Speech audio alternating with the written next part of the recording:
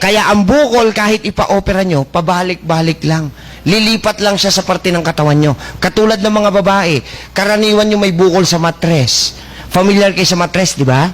Yung kaliwa niyan, Miyerkules dito. Pag umangat, Huwebes.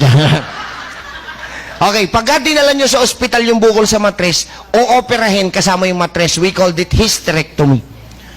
Okay? Pagka both, TABSO, total abdominal bilateral hysterectomy. Okay. Natanggalan na ng matres yung babae tsaka yung bukol. Same patient, bukas makalawa, tutubuan ng bukol sa suso. Sa suso, ha? So, pag dinala niya sa ospital, tatanggalin namin yung bukol. Pagka yung lump lang, lumpectomy. Pag yung buong suso, mastectomy. Natanggalan ng matres, natanggalan ng suso. Same patient, tutubuan ng bukol sa leeg.